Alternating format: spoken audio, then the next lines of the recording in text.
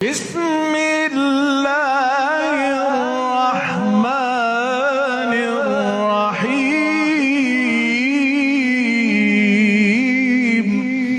بسم اللہ الرحمن الرحیم۔ السلام علیکم ورحمۃ اللہ وبرکاتہ۔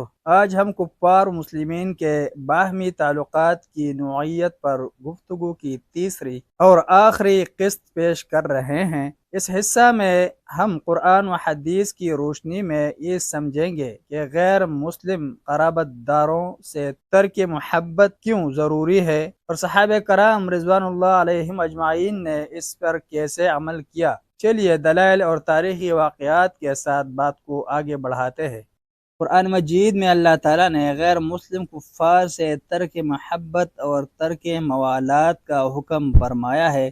یہ حکم نہ صرف یہ کہ اجنبی کفار کے ساتھ خاص ہے، بلکہ اگر کسی کے ماں باپ، اولاد، بہن، بھائی اور اہل خاندان بھی کفر پر مصر ہو تو ان کے لیے بھی ترک موالات کا ہی حکم ہے، جیسا کہ سورہ مجادلہ کی آیت 22 میں اللہ تعالیٰ یوں بیان فرماتا ہے: لا تجدوا قوما يؤمنون بالله واليوم الآخر يوادون من حاد الله ورسوله ولو كانوا آباءهم أو أبناءهم أو إخوانهم أو عشيرتهم۔ تم کبھی یہ نہ پاؤ گے کہ جو لوگ اللہ اور یوم آخرت پر ایمان رکھتے ہیں وہ ان لوگوں سے محبت کرتے ہوں جنہوں نے اللہ اور اس کے رسول صلی اللہ علیہ وسلم کی مخالفت کی ہے، خواہ وہ ان کے باپ ہو یا ان کے بیٹے یا ان کے بھائی یا ان کے اہل خاندان۔ اس کے بعد اسی آیت میں کفار سے ترک محبت کو اللہ تعالیٰ کی جماعت کے لوگوں اور مضبوط ایمان والوں کا وصف قرار دیتے ہوئے اللہ تعالیٰ نے فرمایا: اولئک کتب فی قلوبہم الایمان وایدہم بروح منہ ویدخلہم جنات تجری من تحتها الانہار خالدین فیہا رضی اللہ عنہم ورضوا عنہ اولئک حزب اللہ الا ان حزب اللہ هم المفلحون۔ یہی وہ لوگ ہیں جن کے دلوں میں اللہ تعالیٰ نے ایمان کو ثبت کر دیا ہے اور اپنی طرف سے ایک روح عطا کر کے ان کو قوت بخشی ہے، اور ان کو ایسی جنتوں میں داخل کرے گا جن کے نیچے نہریں بہتی ہوں گی، ان میں وہ ہمیشہ رہیں گے۔ اللہ ان سے راضی ہوا اور وہ اللہ سے راضی ہوئے۔ یہ اللہ کی جماعت کے لوگ ہیں۔ خبردار، آگاہ رہو کہ بے شک اللہ کی جماعت والے ہی نجات و فلاح پانے والے ہیں۔ چند مثالیں: کفر پر مصر والدین، بہن بھائیوں، اولاد اور اہل خاندان سے ترک محبت اور ترک موالات کوئی انہونی بات بھی نہیں، بلکہ ہمارے اسلاف اور صحابہ رسول صلی اللہ علیہ وسلم نے اس بات کی روشن مثالیں قائم فرمائی ہیں کہ انہوں نے اللہ اور اس کے رسول صلی اللہ علیہ وسلم کی نافرمانی کرنے اور اسلام قبول نہ کرنے والے قرابت داروں کو تہہ تیغ کرنے سے بھی دریغ نہیں کیا۔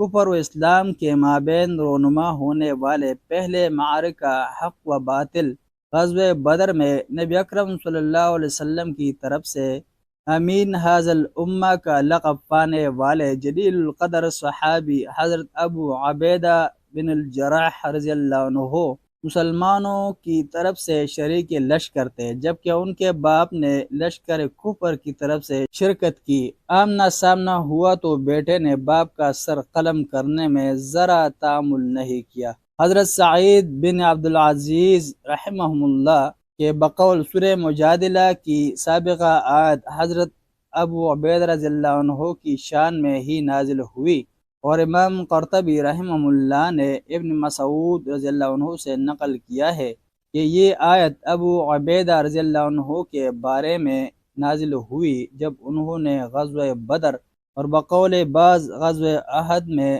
اپنے باپ کو قتل کیا جو مشرکین کی طرف سے شریک ہوا تھا۔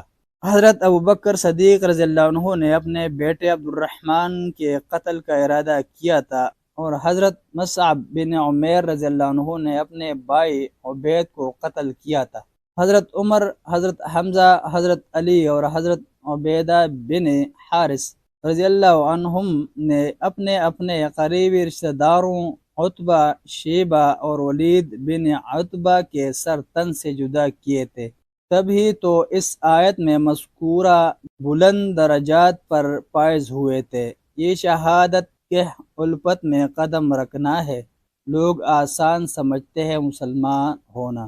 28ویں پارے کی سورہ الممتحنہ کی پہلے ہی آیت میں اسی موضوع کے بارے میں ارشاد الہی ہے، یا ایہا الذین آمنوا لا تتخذوا عدوی وعدوکم اولیاء تلقون الیہم بالمودۃ وقد کفروا بما جاءکم من الحق۔ اے ایمان والو، میرے دشمن اور اپنے دشمن یعنی کفار کو دوست مت بناؤ، تم ان سے دوستانہ میل جول رکھتے ہو، حالانکہ وہ تمہارے پاس آنے والے سچے دین، سچے کلام یعنی قرآن کریم کو مانتے ہی نہیں ہیں۔ اس آیت کے پس منظر میں بدری صحابی حضرت حاتب بن ابی بلتع رضی اللہ عنہ کا قصہ ہے، جو کتب تفسیر و حدیث میں مذکور ہے۔ صحیحین میں حضرت علی رضی اللہ عنہ سے مروی ہے کہ نبی اکرم صلی اللہ علیہ وسلم نے مجھے، زبیر اور مقداد رضی اللہ عنہم کو یہ فرماتے بھیجا کہ مکہ مدینہ کے مابین روز خاک تک جاؤ، وہاں ایک عورت تمہیں ملے گی جس کے پاس ایک خط ہے، وہ لے آؤ۔ ہم اس مقام پر پہنچے، اس عورت سے مطالبہ کیا تو اس نے پس و پیش کیا، مگر بالآخر خط دے دیا۔ خط نبی اکرم صلی اللہ علیہ وسلم کے پاس لایا گیا، جو مشرکین مکہ کو نبی اسلام صلی اللہ علیہ وسلم کے پروگرام سے باخبر کرنے کے لیے لکھا گیا تھا۔ حضرت خاطب رضی اللہ عنہ نے جواب طلبی پر بتایا کہ اپنے اہل و عیال جو مکہ میں تھے کی خاطر مشرکین کی ہمدردی حاصل کرنے کے لیے میں نے یہ کام کیا تھا، ورنہ میں نہ اسلام سے فیرا ہوں اور نہ ہی ان کفار کو دوست سمجھتا ہوں۔ نبی اکرم صلی اللہ علیہ وسلم نے فرمایا، بے شک تو نے سچ کہا ہے۔ حضرت عمر فاروق رضی اللہ عنہ نے گردن اڑا دینے کی اجازت مانگی، مگر آپ صلی اللہ علیہ وسلم نے فرمایا، نہیں، یہ بدری ہے۔ اور بدری صحابہ رضی اللہ عنہم کے بارے میں اللہ تعالیٰ نے فرمایا ہے کہ تم جو چاہو کرو، تمہیں اللہ تعالیٰ نے معافی دی۔ اس وقت یہ آیت کریمہ نازل ہوئی تھی اور یہ واقعہ صحیحین و سنن اربعہ سوائے ابن ماجہ اور صحیح ابن حبان وغیرہ سب میں موجود ہے۔ ملتے ہیں نئے ویڈیو کے ساتھ، اپنا خیال رکھیے گا۔ جزاکم اللہ خیرا، والسلام علیکم ورحمۃ اللہ وبرکاتہ۔